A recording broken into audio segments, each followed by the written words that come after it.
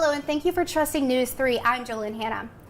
We begin tonight with an update on a deadly shooting in Columbus. Police say 20-year-old Reginald Wardlow Jr. has turned himself into police in connection with the shooting death of 19-year-old Tony Allen on Swan Street.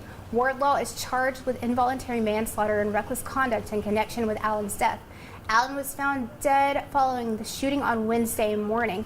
Wardlow will make his first court appearance next Wednesday morning at 8.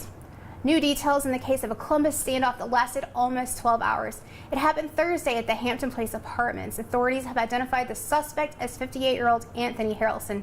Today, authorities say he's facing multiple charges. Those charges for Harrelson include one felony count of obstruction and one count of possession of a weapon during the commission of a crime. Authorities say they were trying to evict Harrelson when the standoff began.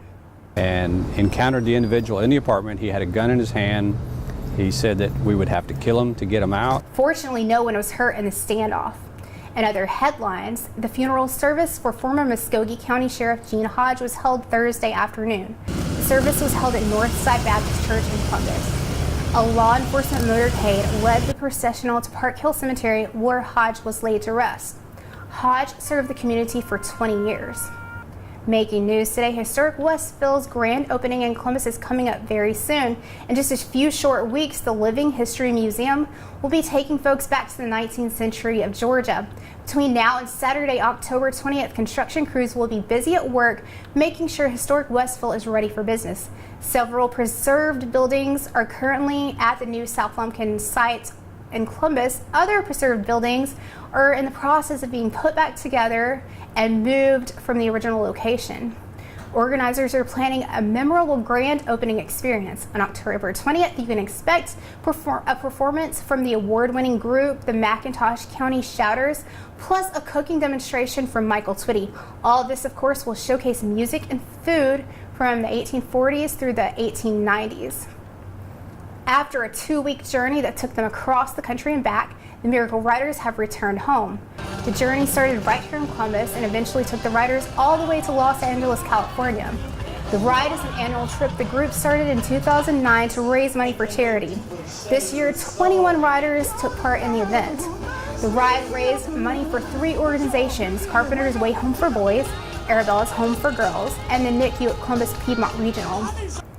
Making national headlines today, a former white Chicago police officer has been found guilty in the deadly shooting of a black teenage boy. Today, Jason Van Dyke was found guilty of second-degree murder and the death of Laquan McDonald. In 2004, Van Dyke fired 16 bullets into the boy as he walked away from police during a confrontation. Van Dyke claimed McDonald was coming at him with a knife. Dashcam video evidence did not show that. Van Dyke was also found guilty of 16 counts of aggravated battery. He will be sentenced on October 31st. Also in national news today, the Senate voted 51-49 to move Brett Kavanaugh's Supreme Court's nomination to a final vote over the weekend. 2 key senators have announced they will support his confirmation. Senator Susan Collins said she will vote yes on the confirmation.